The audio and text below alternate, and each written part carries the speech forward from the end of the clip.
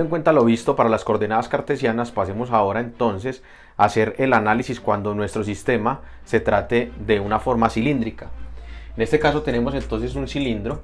Para poder hacer el análisis de la transferencia de calor dentro de un cilindro es necesario tomar un elemento diferencial, que en este caso tomamos nuestro cilindro y hacemos zoom sobre esta parte de acá.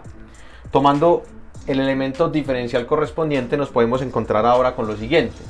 Resulta que nuestro sistema ahora no tiene coordenadas x, y, z, sino que nos vamos a encontrar con coordenadas z, phi, r. ¿Por qué? Resulta que vamos a tener la altura de nuestro cilindro en la dirección z, vamos a tener digamos la profundidad de nuestro cilindro con r y vamos a tener el ángulo con el cual podemos generar nuestro cilindro como phi. Entonces, tomando un elemento diferencial de esta manera podemos lograr hacer lo siguiente. En este caso entonces tenemos un espesor delta de r, un espesor de z y vamos a tener ahora un arco. Recordemos que para poder determinar la longitud de un arco necesitamos el ángulo y la longitud correspondiente, que en este caso es el radio por d phi. En este orden de ideas, teniendo en cuenta nuestro sistema y analizando las 5 características que hemos visto, hagamos el balance. En este caso tenemos un flujo de calor que entra en z, un flujo de calor que entra por phi y un flujo de calor que entra por r. Este flujo de calor sale en z más delta de z, el otro flujo de calor sale en phi más delta phi y el otro flujo de calor sale en r más delta de r. Entonces, partiendo de la ecuación general que nos dice que entrada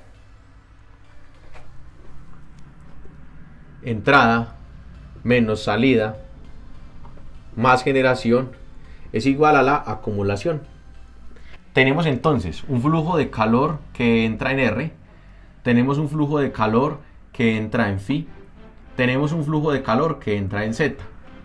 De la misma manera tenemos un flujo de calor que sale en r más dr, tenemos un flujo de calor que sale en phi más de phi y tenemos un flujo de calor que sale en z más delta de z.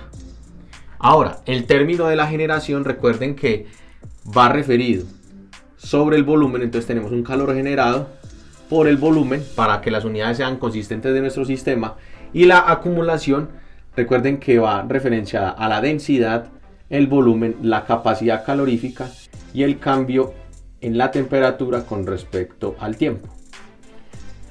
Reuniendo términos semejantes, en este caso QR más delta de R, QFI más delta de phi y QZ con QZ más delta de Z, podemos entonces utilizar la serie de Taylor. Recordemos que de la serie de Taylor habíamos dicho, por ejemplo, para QR, que QR más DR menos QR es igual a el cambio en el flujo de calor en la dirección R con respecto a R de R. Lo habíamos dicho también para phi, entonces habíamos dicho que el flujo de calor en phi más d phi menos el flujo de calor en phi es directamente proporcional a el cambio en el calor en la dirección phi con respecto a phi por d phi. Y de la misma manera lo podemos decir para z, entonces podemos decir para z que el flujo de calor en z más delta de z menos el flujo de calor en z es igual al cambio en el flujo de calor en la dirección z con respecto a z de z. Entonces, si reunimos estos términos en el mismo orden, vemos que van a quedar truncados los signos, por lo tanto el flujo de calor en R, en phi y en z me va a quedar negativo. Entonces, reemplazando, yo puedo decir que me queda menos el cambio en el flujo de calor de R con respecto a R de R, menos el flujo de calor con respecto a phi de phi por d phi, menos el flujo de calor en la dirección z con respecto a z de z, más el calor generado por el volumen es igual a la densidad por el volumen por la capacidad calorífica por el cambio en la temperatura con respecto al tiempo. Resulta que en este sistema el calor, como se mueve internamente sobre nuestro cilindro, va a cumplir con la ley de Fourier. Entonces podemos definir la ley de Fourier para R, para phi y para z de la siguiente manera. Para el flujo de calor en R, decimos que es entonces menos la conductividad referida a R por AR por el cambio en la temperatura con respecto al radio. Recordemos que este gradiente debe de ir con respecto a la longitud en la cual se está llevando a cabo la transferencia. En este caso es R. ¿Listo? Ahora, vamos a definir entonces qué es AR. Entonces tenemos menos KR. ¿Y qué es AR? Debemos analizar nuestro gráfico y visualizar por dónde está entrando el flujo de calor en R. En este caso viene ingresando por la parte de atrás de nuestro elemento diferencial, que tiene como área dz por R de phi. Entonces podemos decir que es R de phi por dz por el cambio en la temperatura con respecto al radio. De la misma manera podemos hacerlo para phi. Entonces puedo decir que el flujo de calor para phi es menos k phi por el área por donde está ingresando el calor en phi por el cambio en la temperatura. Y ojo a esto, en este caso el flujo de calor se mueve a lo largo de la longitud de mi arco. Por lo tanto, aquí va a ser R por el cambio con respecto a phi. Y esto es igual entonces a menos K phi por A phi. ¿Dónde está entrando el flujo de calor en phi? En este caso viene por esta cara de el lado izquierdo de nuestro elemento diferencial, que va a tener como dimensión dr por dz. Entonces va a ser dr por dz por el cambio en la temperatura con respecto a R de phi. Y lo mismo para z. Entonces para z podemos decir que el flujo de calor en z es menos kz por az por el cambio en la temperatura con respecto a ¿quién? ¿Cómo se mueve z? O la altura de z, de z. ¿Sí? Esto es igual a menos kz. Ahora, ¿cuál es el área de incidencia del flujo de calor en la dirección z? Va a ser la base de nuestro elemento diferencial, que tiene como dimensiones dr por R de phi. Entonces va a ser dr por R de phi por el cambio en la temperatura con respecto a z. Ahora vamos a reemplazar entonces la definición de cada uno de estos calores, de QR, de Qphi y de Qz, en nuestra ecuación principal. Reemplazando entonces en nuestra ecuación principal tenemos lo siguiente. Al reemplazar los flujos de calor, estos signos negativos se cancelan por efectos de los negativos que contiene nuestro sistema. Entonces vamos a hacer lo siguiente. Entonces decimos que el cambio con respecto al radio de QR, que QR corresponde a KR por R por d phi dz por el cambio en la temperatura con respecto al radio por dr más el cambio con respecto a phi es igual a k phi por dz de R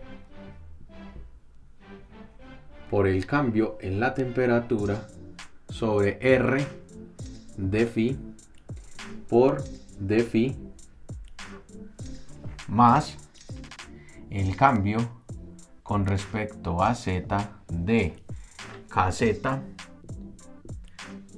por dr por R de phi por el cambio en la temperatura con respecto a z más el calor generado por el volumen es igual a la densidad por el volumen por la capacidad calorífica